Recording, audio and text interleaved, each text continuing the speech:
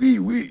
Allez, on était donc sur cette affaire de cette décision. La chronique. Le procès de crime rituel au Bénin avec la perpétuité pour le meurtrier et le commanditaire acquitté. Donc, Pasteur Edo, on était en train de regarder l'affaire au fond.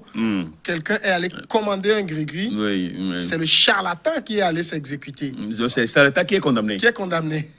Maintenant, Oui. comment prouver le rapport avec l'autre qui a commandé? Est-ce qu'il savait qu'on allait commettre un meurtre et tout? Ça, c'est difficile. Oui, un peu difficile. On revient un peu sur le sujet. On revient dans le sujet. Et c'est un peu compliqué. C'est le charlatan qui est condamné. Donc celui qui a commandé, bon, lui, c'est lui qui a quitté. Il est acquitté. Il a fait banalement 4 mois en prison. Alors je pense quand même que, comme Germain le disait tout à l'heure, c'est que l'intention, hein, celui qui a commandé est mal intentionné. Est mal intentionné. Bon, est-ce qu'il est mal intentionné? Parce que lui, il dit, c'est pour se servir de ça pour s'enrichir. Il a expliqué. Ouais, pour pouvoir anarquer les gens sur Internet. Ouais. Peut-être qu'on peut le condamner sur ça, je ne sais pas moi. Oui, bien sûr, la cybercriminalité. Bon, d'accord. Oui, on peut, comme il disait tout à l'heure, on peut assimiler ça à un cybercriminel. À un cybercriminel, puisque je ne sais pas qu'il est à sa première forfaiture. C'est quelqu'un qui est reconnu. Je pense que voilà, c'est un peu ça qui. C'est quelqu'un qui est reconnu. Quelqu'un qui est reconnu comme étant un cybercriminel. Je crois que les juges pouvaient donc surfer sur cet aspect-là, ce délit-là de cybercriminalité. Cybercriminalité, c'est comment on appelle? C'est pénal. C'est pénal un peu partout. Ils sont jugés pour enlèvement et meurtre. Oui, enlèvement. Mais il faut ajouter un autre délit. On peut l'ajouter comme il le dit. Ça va être difficile. Ça va être difficile. C'est deux affaires finalement différentes. Le meurtre, puisqu'on ne l'a pas encore pris en train d'anarquer les gens. Bon, dans ce cas, bon, les juges ont fait une lecture. On fait une lecture. Non, mais je pense quand même. On fait une lecture quand même du sujet. Sur ce deal-là qui a entraîné la mort de la fille. Oui. Il faut trouver une peine pas aussi lourde une situation, que celle de celui qui a tué. Mais ça reviendrait à condamner tous ceux qui ont recours à un charlatan. Oui, non, mais c'est parce que il a sollicité le Guigui que le charlatan est allé tuer. Oui, justement, au Bénin, on connaît le Bénin. Le Bénin, c'est un pays où on est adepte des gris. Il y a une action et une réaction. Il y a une action. Tous les jours que le bon Dieu fait, peut-être au moment où nous sommes en train de parler, quelqu'un chez un charlatan en train de solliciter un gris. Le charlatan n'ira pas tuer pour autant. Oui, tant qu'il y a un mort d'homme, dans ce deal-là, l'autre disait que on ne peut pas l'acquitter. Dans un premier temps, il a cherché une prostituée. Ça veut dire que c'est déjà une personne qui peut-être n'a pas de parents, qui n'a pas de lien dans la société. Et là, on peut la tuer facilement. Et donc, Dieu seul sait. Combien de personnes comme ça, les fous, les prostituées, tout ça, ils ont déjà, sont passés par là. Et même, il y a une situation actuellement avec un jeune Togolais au Nigeria aussi qui a été assassiné. Assassiné comme ça.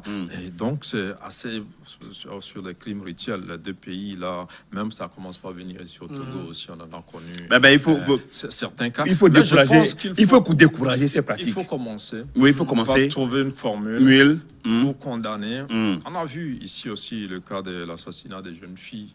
Il y a des gens, c'était pas.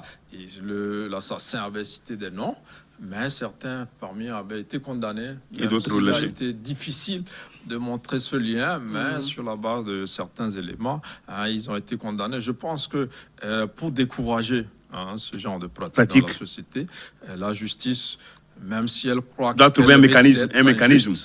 Doit trouver un mécanisme. Oui, mais justement, on est en matière de justice et je pense qu'il y a un principe très sacro-saint du droit qui dit un coupable en liberté vaut mieux qu'un innocent en prison. Si vous mettez en prison quelqu'un qui finalement n'a rien à voir, vous avez fait une injustice. On est face à la justice, il vaut mieux, au bénéfice du doute, libérer la personne. Oui, je suis ce principe sacro-saint. Oui, c'est tout à fait. c'est ça même le dogme de la justice. On peut l'admettre ainsi. Je le dis, mais je crois quand même rien n'interdit aux gens d'avoir recours à des charlatans. C'est des pratiques africaines, de la chance, etc. Maintenant, le charlatan, c'est lui qui connaît ses ingrédients, c'est lui qui est allé les chercher. Est-ce qu'il m'a expliqué, moi, que c'est comme ça qu'il veut faire ces choses? Je peux dire simplement non. Je l'ai appris aussi, après. Oui, c'est un peu... Jusque-là, en matière des pratiques religieuses, la justice n'arrive pas tellement à trouver de délit. Mais là, c'est pas tant le fait d'aller chez le charlatan qui est jugé. Oui, non, c'est ce que dit, c'est le maître. C'est difficile d'établir ce rapport entre le commanditaire qui savait qu'on allait tuer et celui qui allait tuer. Donc, la justice a préféré ne pas s'aventurer. Là, c'est un peu... Oui, c'est un peu compliqué. Parce que celui qui a commandé le commanditaire peut dire, moi, je n'étais pas informé. J'ai demandé un gris-gris. Bon, on m'a fait un gris-gris. Et tout ça là. Avec quoi l'a-t-on fait? Je sais pas. Pourquoi ne pas laisser tout ça là et venir au Seigneur Jésus-Christ pour ne pas avoir de gris-gris? Il y a des gens qui ne voient pas les choses comme ça. Peut-être que c'est un chrétien qui a... pour être libre, pour avoir le pouvoir du Seigneur. Et puis bon, se passer de tout ça. Bon, sauf qu'avec le pouvoir du Seigneur, vous ne pouvez pas faire du cyber. Bon, c'est un peu... c'est un peu compliqué. C'est un peu triste. Un peu triste. Pour la petite. C'est là même le débat. C'est là même le débat. Moi, je crois quand même, c'est vrai qu'en droit, le doute profite à l'accusé pour ne pas commettre des erreurs. Mais en même temps, je dis ici, même dans ce même droit aussi, on peut trouver un lien entre la commande et le meurtre. Et ne serait-ce qu'infliger une petite sanction que celui qui a commandité. Oui, le lien de causalité. Il y a le lien de causalité. 6 mois ou 1 an en prison, qu'ils se disent, bon, mais le fait d'être allé chercher ce savon magique-là m'a coûté tel nombre de mois. Et a coûté ça, et ça va dissuader. Même si directement il n'était pas au courant qu'on veut tuer une personne pour le faire, ou il n'a pas demandé expressément qu'on tue une personne pour le faire. Parce que pour la famille aujourd'hui, c'est un crime insupportable. Un crime insupportable. C'est la vie d'une jeune fillette qui se sont entendues sur une activité. Sur un deal, une transaction. Donc c'est vraiment un choc. Qui a débouché sur la mort de la jeune fille. Eh bien, c'est un peu compliqué. De toute façon, ce qu'il faut dire, c'est que les Africains qu'on cesse de ces genres de pratiques. Surtout quand vous voulez, le gris-gris, en principe, peut faire tous les gris-gris. Pourquoi il faut obligatoirement des organes humains? On a besoin d'un gris-gris fort, c'est ce qu'on dit. Des organes humains. Oui, mais je dis, cette pratique-là, ôter la vie humaine pour s'enrichir, qu'est-ce que ça donne? Sauf que c'est très récurrent chez nous. Oui, ben c'est récurrent, surtout au Bénin, au Nigeria, au Togo, des fois, bon, ça se pratique, mais ce n'est pas aussi, visible. Notre second sujet maintenant, c'est la Libye. On va parler de ces tensions qui montent au sein de l'OTAN, alors que les ministres de la Défense des pays membres de l'OTAN sont retrouvés mercredi après-midi en vidéoconférence. La France entend profiter de cette occasion pour appeler ses partenaires à réagir face aux actions de la Turquie, notamment en Libye. Paris indique que la marine turque a récemment eu en Méditerranée un comportement très agressif à l'égard d'un navire français en mission pour l'OTAN. L'incident aurait pu déboucher sur une crise d'une extrême gravité en Méditerranée. Il y a quelques jours, donc au large de la Libye, la frégate française Courbet s'est retrouvée dans une bien fâcheuse posture. Ce sont 2 pays, France et Turquie, membres de l'OTAN, qui finalement en Libye se comportent comme des ennemis. Oui, tout à fait. Les intérêts libyens font que ceux qui sont censés être des partenaires sont des adversaires. Et il y a plusieurs pays, même la Russie et la Turquie, qui sont aussi des partenaires sur plusieurs dossiers. Oui. Le dossier libyen, ils ne s'entendent pas trop. Donc, les intérêts sont divergents. Et là, je pense quand même que la France est un peu derrière ce qui se passe dans ce pays-là, parce que c'est sous Sarkozy, justement, et sur l'initiative de la France que les frappes ont été opérées dans ce pays. Oui, et que Kadhafi a été assassiné, avec tout ce qu'on connaît aujourd'hui comme instabilité, comme violence, comme lot de malheurs et de réfugiés. Et donc, dans un pays qui n'arrive pas à retrouver la paix, dans un pays où un gouvernement d'union est reconnu, et qu'un homme qui se dit fort de l'Est du pays, et qui est soutenu par la France, justement, qui ne comprend pas, qui devrait en réalité comprendre la réaction de la Turquie, à défaut d'une prise de responsabilité de l'ONU. La Turquie a pu quand même ce que l'ONU a permis de mettre en place, et ça devrait être plutôt salué. Maintenant, ce qui se passe en Libye, c'est que la France, sous la bannière de l'OTAN, veut faire obstacle à la livraison des armes au gouvernement légalement reconnu par l'ONU, ce que la France n'accepte pas. Et donc, les Turcs et les Français ont failli en venir aux armes. Les navires ont failli s'affronter dans la Méditerranée et éviter de justesse. Donc, c'est un peu cette situation que la France présente aujourd'hui à l'OTAN, à cette rencontre des ministres de la Défense. Mais ça va être difficile à défendre parce que les prises de position sont trop tranchées dans cette guerre-là. Les intérêts sont trop énormes. Et il y a eu les implications de ces différents pays, la Russie, l'Égypte, l'Italie et bien d'autres. Émirats Arabes Unis. Donc c'est un peu compliqué, sauf qu'il faut forcément aussi repasser par la case dialogue. Et on espère que ce dialogue-là aura lieu, malgré les échecs des précédents.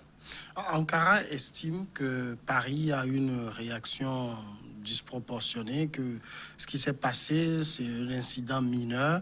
Alors quand on voit la réaction de Paris, Macron n'est pas content de Erdogan. Oui, Macron n'est pas content, il n'a qu'à aller s'en prendre à Sarkozy. Si Macron n'est pas content, il n'a qu'à aller s'en prendre à Sarkozy, qui a foutu du bordel en Libye. Moi, je ne veux même pas qu'il y ait un dialogue. Je veux que les pays de l'OTAN s'affrontent entre eux-mêmes. Parce qu'il n'y avait pas de raison d'aller attaquer la Libye et tuer Kadhafi. Il n'y avait aucune raison. Ils se sont rendus compte qu'il n'y avait aucune raison. Ce qu'ils cherchaient, ils ont trouvé quoi? Comme sous Saddam Hussein. Alors aujourd'hui, la France juste remarque que la Turquie est en train de diriger sa suprématie militaire sur la zone et ne sait pas comment s'en prendre. Et cela doit profiter, s'il y a une crise au sein de l'OTAN, ça profite à la Russie, puisque la Russie n'est pas membre de l'OTAN. Pourtant, la Russie a des relations avec la Turquie. Mais les deux se retrouvent sur le plan, sur le dossier libyen, se comportent comme, pas un allié, mais des adversaires. Alors pourquoi la France soutient le maréchal Haftar? C'est ça, non? La France ne l'a jamais dit ouvertement. Ouvertement. C'est vrai qu'elle reçoit souvent le maréchal. Le maréchal. Il se soigne. Oui. Il est reçu dans les grandes instances sur tapis rouge. Sur tapis rouge. Mais on ne le soutient pas. On ne le soutient pas. Alors que l'ONU soutient l'autre gouvernement. Oui. De Sarraf. Le GN Fayez al-Sarraj. Fayez al-Sarraj. Donc, vous comprenez que les produits, c'est le pétrole. Le pétrole libyen qui attise, qui avait la convoitise. Et aujourd'hui, la Turquie est en train de se frayer. Enfin, c'est déjà frayé un chemin. J'aurais aimé que les deux navires là, s'affrontent. J'aurais aimé cela. Pour leur dire que des fois, on a beau être supérieur, mais il faut quand même savoir garder raison. Et c'est ce qui se passe. Pendant qu'aujourd'hui, le ministre des Affaires, c'est ça, non? De la Défense de la France. Florence Parly. C'est le ministre de l'Armée, ils ont dit quelque chose de... Oui, la ministre de l'Armée. La ministre de l'Armée n'est pas contente et veut qu'on en parle pendant ce sommet de l'OTAN. Nous, c'est l'Afrique qui est toujours la risée dans tout ça. Puis la Libye, c'est l'Afrique. eux, ils se retrouvent encore comme si ils étaient encore à un sommet pour se partager une partie de l'Afrique. C'est un peu ça. Est-ce que c'est pour sauver l'intérêt de la Libye qui sont là? C'est ça? Pour pacifier la Libye? Ça va venir quand la paix? La Libye. Avec tout ce qu'ils ont créé comme réseau, comme rebelles, les djihadistes qui sont un peu partout, et chacun avec soutien un groupe donné. Qu'est-ce que ça va donner? Alors, ça ne donne pas grand-chose. Le fait qu'on veuille que Paris... La France ne peut que s'en prendre à elle-même. Le sujet soit posé au sein de la réunion de l'OTAN. Ça me rappelle la phrase qu'avait eu Macron il y a quelques mois. L'OTAN est en état de mort cérébrale. Voilà. L'OTAN ne peut rien faire finalement. Ouais. Ouais, même l'ONU ne peut rien faire face à ce qui se passe. Ça, on ne pourra pas faire grand-chose, parce que déjà les Américains ont un pied dehors. Et sur le dossier libyen aussi, les Américains sont derrière. On ne les cite dans aucun camp, mais on sait leur influence. Oui. Donc, ils sont allés aussi à la Turquie. Dans ce dossier-là. Et je ne pense pas que l'OTAN pourra faire grand-chose pour faire fléchir la Turquie, qui a décidé aussi, il faut le dire parallèlement... Avec les manières fortes, hein? Voilà, qui veut travailler aussi avec la Russie sur ce dossier libyen-là, pour arriver à un dialogue. Les Égyptiens, les Émirats aussi sont pro un dialogue qui pourra peut-être se tenir, mais peut-être pas avec le maréchal Haftar, parce que justement le président libyen, le chef du gouvernement d'Union nationale, refuse donc de dialoguer encore avec le maréchal Haftar, qui, il faut le reconnaître, perd aussi des plumes ces derniers temps. Il a échoué dans sa tentative de prendre Tripoli. Il a perdu sa bataille à l'ouest. Et puis et à Sirte même. Oui, la guerre est fatigante pour tous les Libyens. Et je crains qu'on se débarrasse de lui, parce que... Il ne fait plus l'affaire. Parce qu'aujourd'hui, on pense beaucoup plus au président du Parlement libyen, qui est un proche du maréchal Haftar, qui ouvertement, ces derniers temps, s'oppose aux prises de position. Et donc, entre la Russie, les Émirats, l'Égypte et la Turquie, ils sont aujourd'hui en train d'arranger un dialogue entre Sarraj et son président de l'Assemblée, donc en dehors du maréchal Haftar. On ne veut plus voir à la table pour la simple raison que, comptant sur sa force militaire, il n'avait pas voulu respecter tous les accords qui ont été signés sous l'égide de l'ONU. Maintenant qu'il perd du terrain, on veut imposer un dialogue avec le même personnage, ce qui ne passe pas auprès de la Turquie, par exemple, qui a refusé carrément un dialogue avec le maréchal Haftar. Et donc, je pense que les prochaines semaines seront décisives. Il va y avoir un dialogue, vu qu'aujourd'hui, les Occidentaux eux-mêmes ne s'entendent pas sur le sujet. Ils doivent être fatigués aussi de cette crise libyenne, avec le corona, avec la crise économique qui se profile à la fin du corona. Donc les pays ont d'autres soucis que de vouloir se mettre au travail de la Libye. Et je pense que la Turquie est en train de tirer son épingle du jeu. Et avec la Russie et les autres puissances pro-Haftar qui sont en train de le lâcher progressivement, on pourrait peut-être arriver à une accalmie en Libye. La situation qui se passe aujourd'hui en Libye ressemble beaucoup à ce qui s'est passé en Turquie. En Syrie. On a un conflit où, dès le départ, on disait que c'était les Syriens qui s'affrontent. Finalement, on a vu, c'est les grandes puissances qui sont venues faire leur guerre tranquillement là-bas. C'est le même schéma qu'on est en train de transposer finalement au niveau de la Libye, où ce n'est plus une situation entre Libyens, mais c'est les puissances qui se règlent les comptes là-bas. Oui. Ben, qui sont ceux-là qui ont créé la situation au départ? C'est l'OTAN, c'est les grandes puissances. Même si ils ont fait de lancer le pion libyen comme si c'est entre les Libyens, on s'est rendu compte que cette guerre-là, ce n'était pas la guerre entre les Libyens. Aujourd'hui, que vous prenez le président du gouvernement d'union nationale ou le marshal Haftar, c'est des Libyens, certes, mais qui sont manipulés. Qui sont manipulés. Les armes, ils les trouvent où? Bon, donc, c'est exactement ce qui se passe, enfin, se passe encore, puisque la Syrie n'est pas encore libérée. La Syrie n'est pas encore un pays, jusqu'à l'heure où on parle, la Syrie n'est pas un pays de paix. Ça, tout le monde le sait. Bon, donc, et dans tout ça, l'Organisation des Nations Unies, on la met où? les Nations Unies, on les met où dans tout ça? C'est comme si finalement, l'instance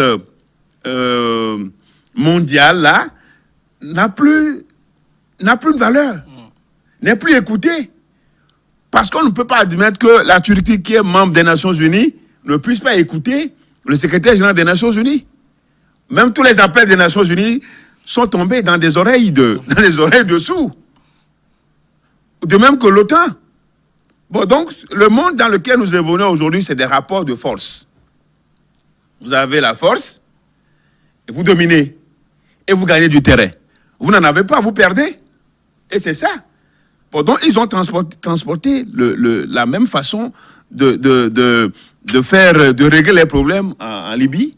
Et aujourd'hui, les fronts de guerre s'ouvrent. Et finalement, on va laisser les pays, on va laisser ces pays-là dans de véritables bourbiers et les gens vont s'entretuer. Et c'est dommage. Mais la situation là, telle qu'elle se présente, il parlait de l'accalmie. Est-ce que la Libye a besoin de l'accalmie? Les gens ont besoin de la paix, de la stabilité. L'accalmie, ça dure combien de temps? À défaut de paix durable, au moins l'accalmie. À défaut de paix durable, il faut l'accalmie. Mais en même temps, le fait que les choses se présentent comme ça, et par rapport à ce que vous avez dit, le maréchal, il est carrément relégué au second plan. Est-ce qu'on va se dire que c'est plutôt une bonne nouvelle? Oui, c'est une bonne nouvelle pour la paix dans ce pays, pas pour la calmie, pour la paix. Vas-y. Non, je crois que les Occidentaux sont en train de comprendre que le maréchal ne fait plus l'affaire. Il n'est plus aussi reçu dans les capitales occidentales comme avant.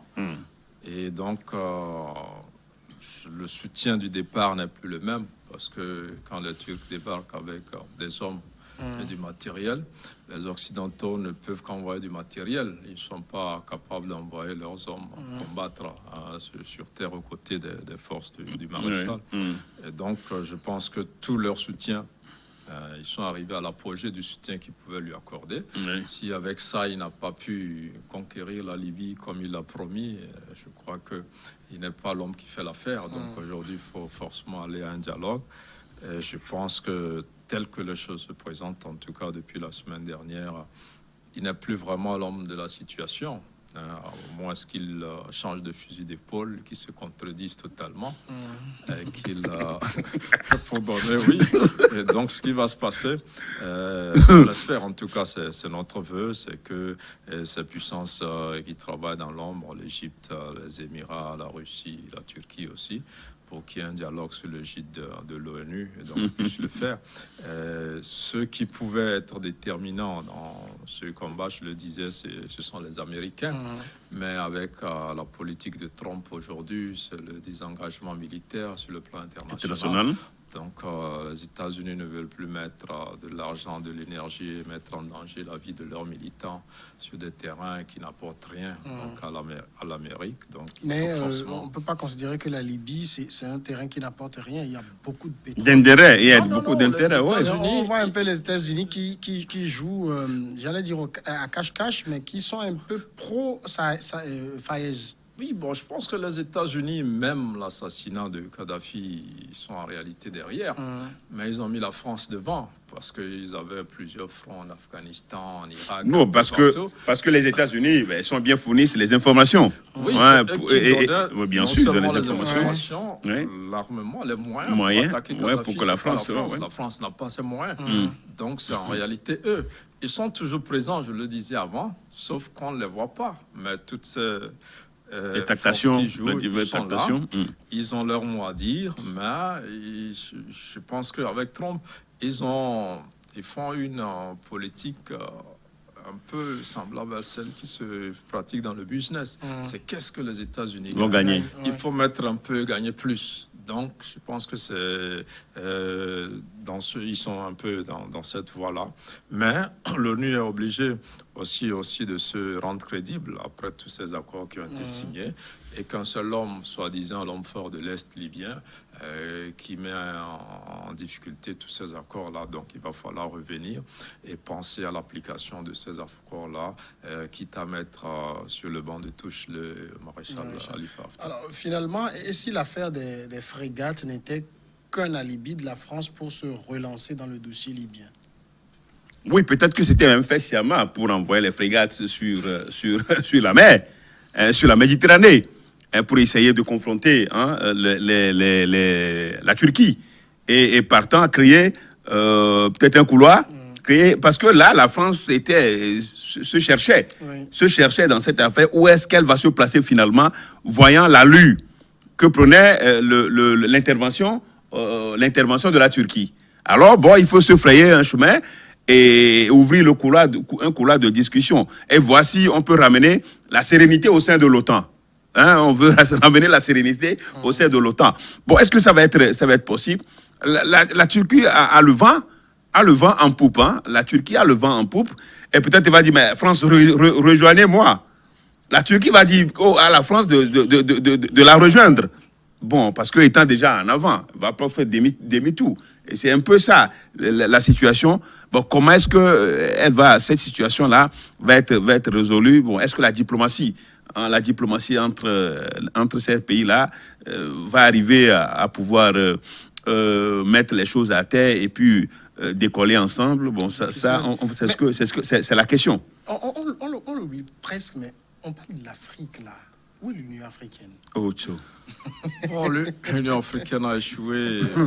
Belle lurette, depuis longtemps. L'heure a été donnée pour attaquer Kadhafi. À l'époque, il y avait l'Afrique du Sud, sur laquelle on comptait pour empêcher qu'on ne destitue Kadhafi. Mais je pense qu'après un voyage en France, c'est Thabo Mbeki à l'époque. Il est allé à Paris et puis il est revenu, il n'a plus jamais soutenu. Donc, c'est-à-dire, ce que tu ne sais pas, quand on va à Paris, on arrive en Afrique, on se tait. C'est Zuma, il me semble. C'est Jacob Zuma, non? Oui, c'est 2011, c'est Zuma. C'est sous Zuma? Oui. Okay. Il a fallu quand même que le président sud-africain aille à Paris. Alors, il y avait une position de l'Union africaine qui était contre les attaques contre Kadhafi et la Libye. Mais il a fait ce voyage, il est revenu, on n'a plus jamais entendu parler de l'Union africaine. C'était la seule puissance à l'époque qui aurait pu faire basculer les choses. Donc, disons que l'Union africaine s'aligne un peu derrière ce qui se fait. Et maintenant que la situation est compliquée, je ne vois aucun pays africain qui a les moyens d'engager ne serait-ce qu'une guerre ou une négociation efficace dans le dossier libyen. L'Afrique est suffisamment minée par des problèmes internes. L'Afrique qui attend toujours d'être assistée. Et dans ce cas, l'Union africaine est où? Son intérêt, c'est où? Son existence, c'est où? C'est quoi? Ça sert à quoi? Non, je pense que l'Union africaine observe déjà. Observe? Sur son territoire? Oui. D'abord, on n'a pas d'armée. L'Union africaine n'a pas une armée. Donc l'Union africaine peut pas aller dire aux gens quittez mon territoire. Ils pouvaient aller dire non, on vient maintenir la paix, occuper le terrain et séparer les belligérants. Il n'y a pas une armée. On parle d'une armée de l'Union africaine depuis. Pour s'interposer. Depuis des lustres. Ça ne se fait pas. Si on n'a pas cette armée-là, ça ne sera que du verbe, ça ne sera que des paroles. On ne pourra pas s'imposer sur le terrain. Voilà, on ne va pas partir pour la pause maintenant. On revient après le journal.